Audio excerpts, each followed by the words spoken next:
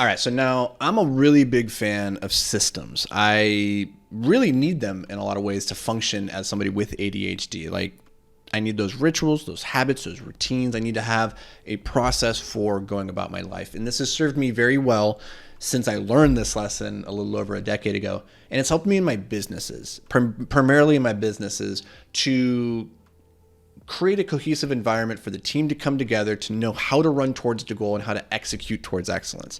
That's what systems really allow us to do. But there comes this point we got to be really mindful of, is that we don't overcomplicate systems, and that we don't use system design as a means of procrastination. And this is something I'm very guilty of. And I wanted to talk about it today because I'm so guilty of it, and because it is something that I'm seeing more and more and more on social media. So I think a lot of entrepreneurs are falling into this trap. See, I spend a lot of time on Twitter, so if you guys ever want to chat, like, come find me over there. I'm at Anthony Vicino. I spend a lot of time engaging and talking with other entrepreneurs, builders, creators. Like, it's a great community.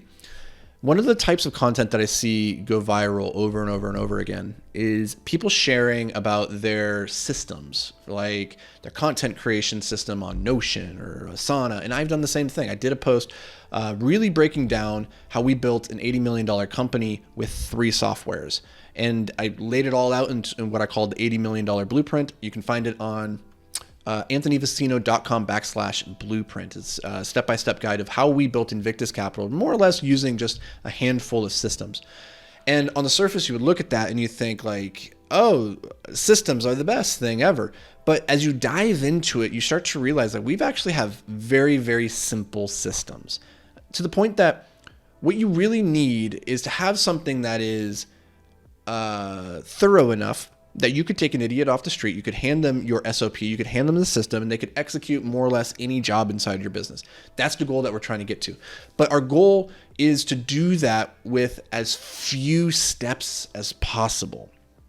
And that's where the simplicity of the system is really important. Because if I have to use like 10 different softwares integrating, and you have your Zapier, Zaps and integrations running left and right and doing all this stuff, like, it's very complicated, but in that complexity, it can obscure effectiveness. And Sahil Bloom, my buddy, wrote a tweet a couple weeks ago about how the most productive system that he's stumbled on over the years is just a journal and a pen, like a pen and journal. That's it. And more as I go through this game of life, I find myself using my journals much more so than I do the technologies and the softwares. Now, I still use those things. They're still helpful, but it's, I think, important that you just don't fall into the trap of thinking, I need to have this new fancy software. I need to be using ChatGPT and this AI technology. I need to be implementing this stuff. Otherwise, I'm not going to be optimized. Truthfully, all the systems that if I look back and I'm being honest with myself, the systems that I've over-optimized or I've spent the most time trying to perfect are the systems that I inevitably stopped using because they were too complex. Simplicity scales, fancy fails, as they say. And so I wonder, what are those systems right now in your life that you're working on and you're overproducing it. You're going too far. And at a certain point, you're working harder on the system than you are just executing the system. And you hear this from, what book was it? It was The E-Myth by Michael Gerber, about how you need to be, as a business owner, working on the business, not in the business. There's a lot of truth in that, depending on where you are in the journey. In the beginning, you need to be working a lot in the business. You need to be driving sales and delivering product and then perfecting that product, improving the customer relations.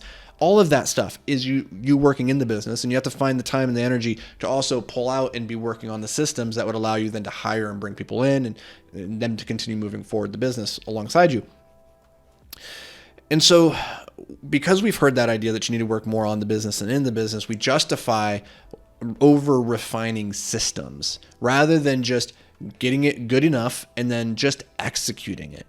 And I was thinking about this a lot recently because a couple days ago I was a student that we were trying to figure out how to launch a product, the best way to build up the landing page, the funnel, the offer, all the different aspects of this thing.